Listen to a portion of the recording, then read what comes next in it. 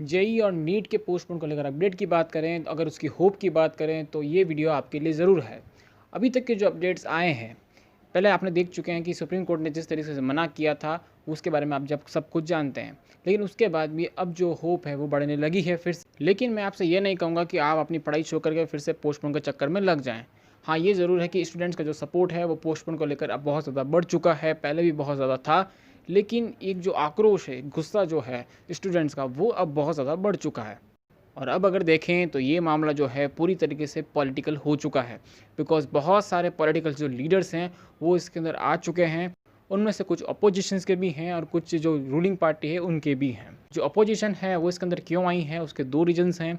Maximum तो इसलिए हैं क्योंकि ये गवर्नमेंट के अपोज में हैं, तो वो इसको अपोज ज़रूर करेंगे, उससे उनका भी खुद का फ़ायदा होगा। कुछ जो है वो रियली में स्टूडेंट्स की हेल्प करना चाहते हैं। उसके बाद में जो कुछ एडवोकेट्स हैं, एक तो आपके मेन एडवोकेट हैं और उनके अलावा कुछ और भी हैं।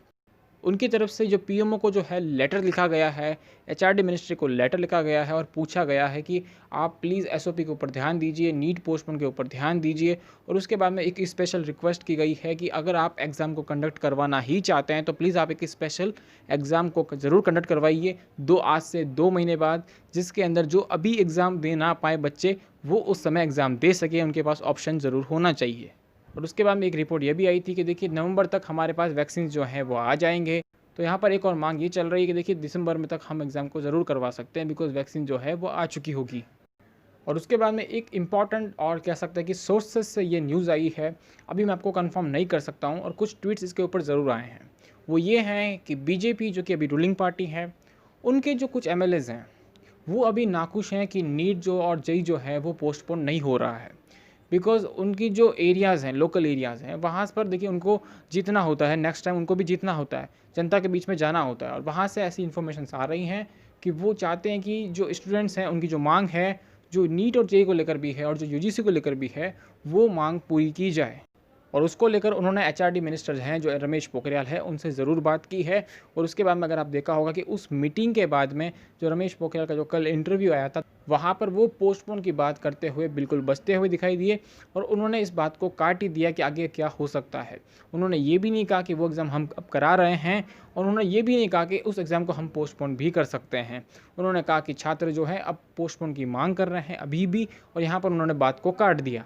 और अभी भी उन्होंने कहा कि हम एनालिसिस कर रहे हैं, हमारे लिए छात्र की सुरक्षा पहले है, और हम होम मिनिस्टर और हेल्थ मिनिस्टर से जो है सजेशंस लेंगे, उसके बाद में कोई नया डिसीजन जो है वो ले सकते हैं। अब यहाँ से सिर्फ दो बातें समझ में आती है कि या तो एचआरडी मिनिस्टर को मालूम ही नहीं है कि आगे क्या होने वाला है, या फिर एचआरडी मिनिस्टर आगे कुछ बड़ा करने वाले हैं जिसके बारे में वो अभी बताना नहीं चाहते थे। उसके बाद में अगर बात करें मेंटल स्ट्रेस की, तो देखिए प्लीज़ मैं आपसे रिक्वेस्ट करता हूँ कि देखिए मेंटल स्ट्रेस तो बहुत है कि एग्ज़ाम पोस्टपोन होगा, नहीं होगा, उसके बाद में कोरोना वायरस है वहाँ, उसके बाद में आपके इलाके के अंदर बाढ़ आ सकती है, उसके बाद में जो कंटेनमेंट जोन के अंदर आप रहते होंगे उसका प्रेशर है, उसके बाद में एग्ज़ाम्स का प्रेशर, उसके बाद में टाइम बहुत कम रह चुका उसका भी प्रेशर है। इसके चक्कर में जो मानसिक तनाव है, मेंटल स्ट्रेस है, वो इतना बढ़ चुका है कि अभी तक जो है 22 स्टूडेंट्स ने लगभग सुसाइड कर लिया है। प्लीज़ मैं आपसे रिक्वेस्ट करूँगा कि आपकी लाइफ जो है एक एग्ज़ाम से बहुत ज़्यादा इंपॉर्टेंट है। आपकी पेरेंट्स की जो आशाएं हैं वो आपसे बहुत ज़्यादा हैं। प्लीज़ उनकी आशा के लिए, अपने लिए नहीं तो उनके लिए आप अपनी लाइफ को अपने एग्ज़ाम से ऊपर रखिए। सुप्रीम कोर्ट ने भले डिसमिस कर दिया हो इस पिटीशन को, लेकिन जो सुप्रीम कोर्ट के जो वकील्स हैं जो कि नीट के लिए लड़ रहे हैं, जेईई मेंस के लिए लड़ रहे हैं कि एग्ज़ाम पोस्टपोन हो जाए, वो फिर से कोशिश कर रहे हैं कि एक पिटीशन को फिर से लगाया जाए सुप्रीम कोर्ट के अंदर और केस को एक बार फिर से लाया जाए।